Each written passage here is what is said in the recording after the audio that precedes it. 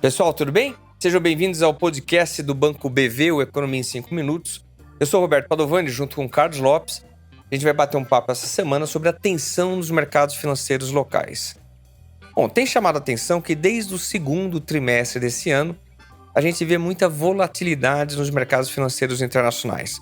São vários fatores que contribuem para essa instabilidade. A gente tem tido um aumento das tensões geopolíticas, muita preocupação com o crescimento global, em particular com a economia chinesa, dúvidas sobre as estratégias dos principais bancos centrais na Europa e nos Estados Unidos do processo de afrouxamento monetário e, mais recentemente, a gente nota a volta do risco inflacionário no mundo e as preocupações com o resultado das eleições norte-americanas.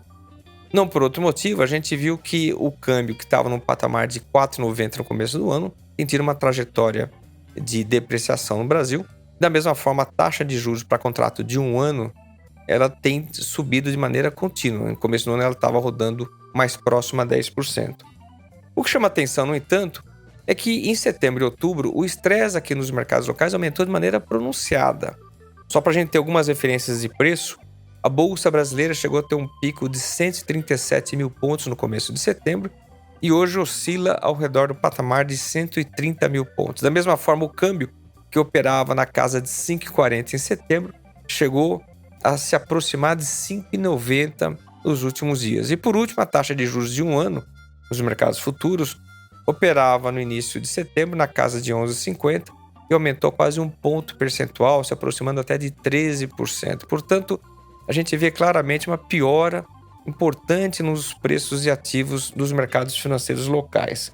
Qual que é a razão para isso? Muita gente tem dito que isso se deve a uma preferência ideológica, partidária dos operadores de mercado, o que não faz muito sentido, porque esses mesmos mercados operaram de maneira muito otimista ao longo de 2023.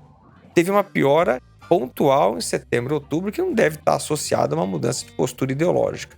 Deve ter algum fundamento por trás disso. Quem vai tornar isso mais claro para a gente é o Carlos. Ele vai comentar um pouco quais são as combinações aí de risco local e global que tem feito os nossos mercados piorarem de maneira importante. Carlão, conta a história pra gente aí.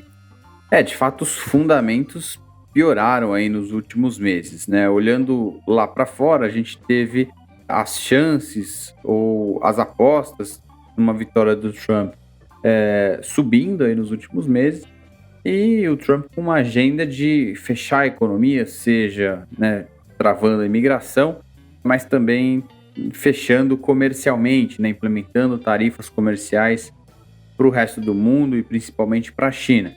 Isso traz uma certa incerteza global e foi uma piora, então, de fundamentos recente. A outra piora de fundamento foi também uma percepção mais negativa de China, de que o crescimento lá, de que o governo chinês teria mais dificuldade para conseguir manter o ritmo de crescimento um pouco mais elevado. Isso também foi uma piora de fundamento um pouco mais recente. Agora, quando a gente olha para o Brasil, desde o início do ano, o mercado vinha apostando ou esperando, né, para ver se a estratégia do arcabouço fiscal ela ia se sustentar ao longo do tempo.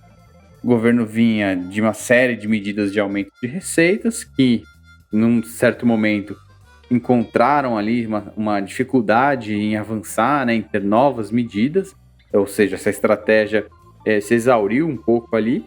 E do lado das despesas, elas continuaram crescendo, né, apertando cada vez mais o espaço daquelas despesas que o governo de fato tem o poder de controlar.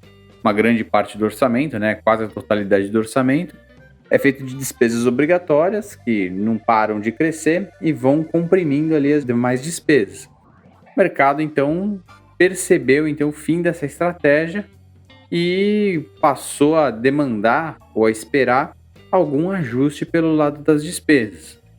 Nas sinalizações recentes era de que o governo não pretendia fazer muita coisa do lado das despesas e por isso essa percepção de risco local foi se acentuando.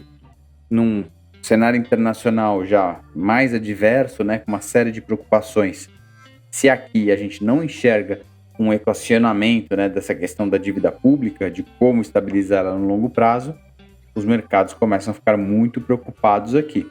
Agora o governo busca alguma forma de reação, de apresentar um pacote, né, de redução do gasto público para tentar conter um pouco dessa expectativa.